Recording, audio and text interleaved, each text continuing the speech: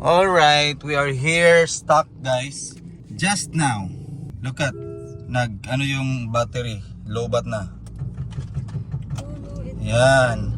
Pag ganyan guys, battery na yan. Oh, pag nag-click. Ayan. So lowbat na yung battery ko after 2 years and 2 months. Oh, ayan. So good thing I have this. Itong jumper ko guys. So all I need is to connect this to my battery. Ito. For 4 years na rin to sa akin. So try natin guys kung kaya bang start ng power bank ko itong kotse ko. So open natin yung hood. Alright. Okay, give me that.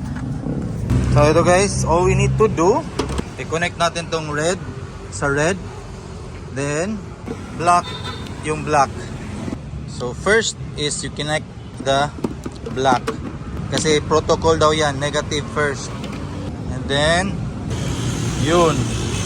So switch on natin. And then let's go back inside. Alright.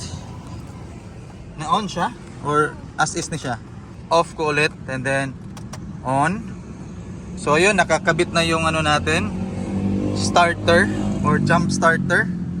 Let's click this. Oops, naka-reverse ako. Teka. Alright. Yun. Na-start. So this one is normal. Mawawala yan mamaya. And then we'll see later. Para lang makauwi, I need to turn off all the electronics. So turn off natin yung radio. And then pull natin yung natin, kung mag-on pa ba siya. So ito guys, very sulit talaga. 4 years ko na to. Yan, nag-iingay na. I'll pull this off. Yan. Ayan. So i-cover natin. So we're good to go. So as long as the alternator is working, makakauwi tayo. Alright. So ayan guys, it's very sulit. Let's go home. Okay. Woo! Lifesaver talaga tong battery ko. So I think later I'll contact all batteries for my new battery. Again, after 2 years and 2 months, bibili na naman ako ng bagong battery. But it's okay kasi 21 months yung warranty or 18 months ba yung warranty ng Panasonic. So it's worth it na. So alright guys, I'll update you later. God bless, stay safe.